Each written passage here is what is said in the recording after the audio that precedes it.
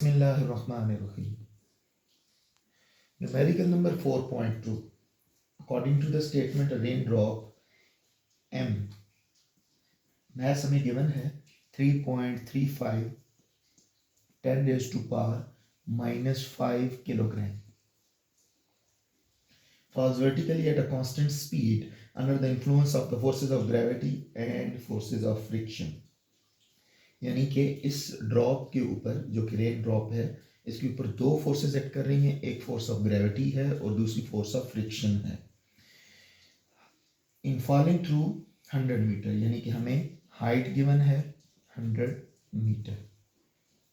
How much work is done, यानी हमने work done find करना है बाय ए पार्ट है, यानी कि विद द हेल्प ऑफ या ग्रेविटी की सूरत, ग्रेविटी जब एक्ट करेगी उस वक्त कितना वर्क डन हुआ है, तो मैं उसको डिनोट करूंगा WG से, यानी G फॉर ग्रेविटी। और दूसरा वर्क डन फाइंड करना है हम ड्यू टू फ्रिक्शन, तो मैं उसको डिनोट करूंगा F से।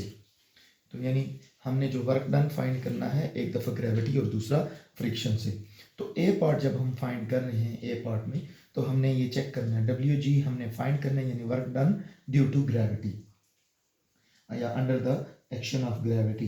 तो according to formula W is equal to F dot D, यहाँ से हमारे पास आ जाएगा FD cos थीटा। यहाँ पे एक बात समझनी बड़ी ज़रूरी है। लेट अस सपोज कि ये हमारे पास रेन ड्रॉप है। अब ये रेन ड्रॉप ज़ाहिर है एक्ट कर रहा है डाउनवर्ड, इस पे जो ग्रेविटी की फोर्स है उसकी डायरेक्शन भी कहाँ है, डाउनवर्ड।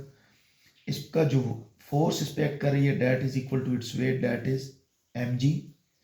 अब फोर्स ऑफ ग्रेविटी और ड्रॉप दोनों एक डायरेक्शन में, लिहाजा दोनों के दरमियान जो एंगल है that is theta is equal to 0 degree. तो यहाँ पे हम वैल्यूज पुट कर देंगे। W is equal to F की जगह पे आ जाएगा mg, क्योंकि यहाँ पे वेट और फोर्स दोनों इक्वल हैं, और H साथ आ जाएगा cos थीटा के साथ। M जो हमें गिवन है 3.35 10 raised to power minus 5, G 9.8, H 100 और cos थीटा यानी cos 0 डिग्री। सारे को जब हम सॉल्व करेंगे तो हमारे पास जो आंसर बनेगा W is equal to 0.0328 joule. ये अब हमारे पास हो गया पार्ट नंबर A। इसी तरह जब हम पार्ट B सॉल्व करेंगे तो उसमें हमने फाइंड करना है work done by frictional force. तो हमने फ्रिक्शनल फोर्स के हिसाब से इसको फाइंड करना है। तो इसमें भी same formula W is equal to F dot D, और फिर इसको मजीद सॉल्व करेंगे तो FD cos थीटा। यहाँ पे भी हमने यही देखना है कि अगर ये रेन ड्रॉप है, अगर ये रेन ड्रॉप है और ये डाउनवर्ड एक्ट कर रहा है, तो फ्रिक्शनल फोर्स होगी अपवर्ड डायरेक्शन में। तो दोनों के दरमियान जो एंगल होगा, बोथ आर एंटी पैरेलल, तो इनके दरमियान जो एंगल होगा theta is equal to 180 degree. तो W is equal to FD, यानी कि FD cos of 180 degree. F की जगह यहाँ पे, क्योंकि यहाँ पे भी इसकी जो फोर्स है वो वेट की इक्वल है mg, और H cos ऑफ 180 -1 हो गया। अब m की वैल्यू पुट कर दें 3 माइनस के साथ, क्योंकि माइनस इसके साथ मल्टीप्लाई होगा।